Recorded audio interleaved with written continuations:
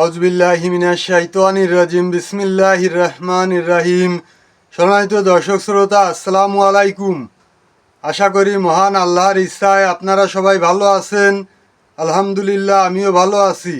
আমি মোহাম্মদ জুয়েল মোল্লা, আমার ইউটিউব চ্যানেলের পক্ষ থেকে আপনাদের সবাইকে জানাই আন্তরিক শুভেচ্ছা অভিনন্দন।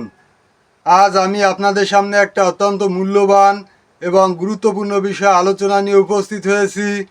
আজকের আলোচনার বিষয়, আমরা ছোটবেলা থেকে দেখে আসছি বাগেরহাট জেলায় 4টি সংসদীয় আসন ছিল। আলহামদুলিল্লাহ, এটা নিয়ে আমাদের মধ্যে কোনো দ্বিমত ছিল না, অস্বস্তি ছিল না।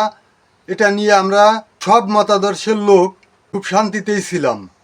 কিন্তু হঠাৎ করে অন্তর্বর্তীকালীন সরকার ক্ষমতা এসে কারোর সঙ্গে কোনো কথাবার্তা না বলে, কারো মতামত না নিয়ে হঠাৎ করেই একটি আসন কমিয়ে দিয়ে এখানে 3টি করলেন।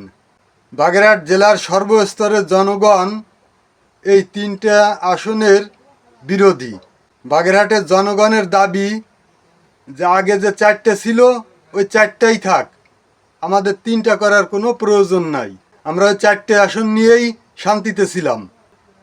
এই অন্তর্বর্তী সরকার, ওনাকে ক্ষমতার চেয়ারে বসিয়েছে কারা? এই দেশের জনগণ। এই দেশের মুক্তিকামী জনগণ হাসিনাকে তাড়িয়ে তাকে ক্ষমতার চেয়ারে বসিয়েছে।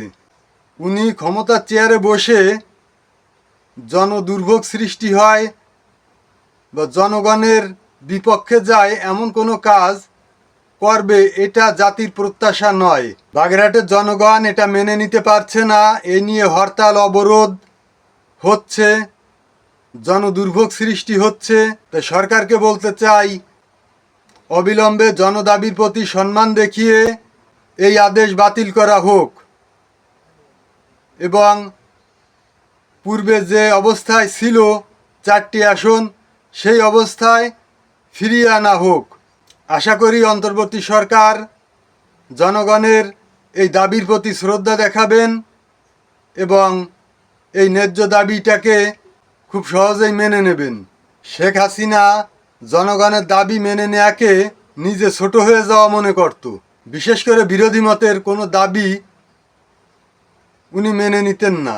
আসলে যার সম্মান নেই সে কাউকে সম্মান দিতে জানে না।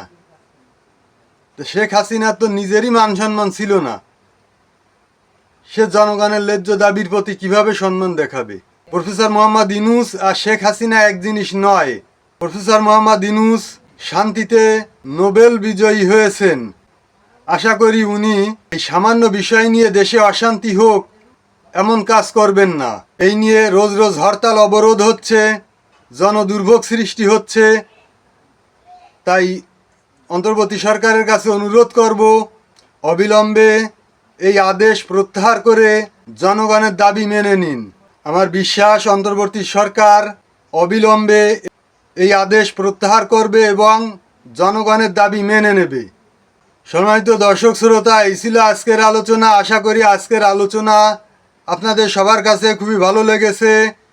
এই ধরনের আলোচনা নিত্য নতুন সবসময় পেতে আমার চ্যানেলটাকে সাবস্ক্রাইব করবেন এবং অল বাটনে চাপ দিয়ে নোটিফিকেশান বাজিয়ে রাখবেন। পরবর্তী ভিডিও ছাড়লেই যেন আপনার কাছে পৌঁছা যায় এবং বেশি বেশি শেয়ার করে আত্মীয় বন্ধুবান্ধবদের মাঝে ছড়িয়ে দেওয়ার অনুরোধ করছি, যাতে সবাই দেখার সুযোগ পায়।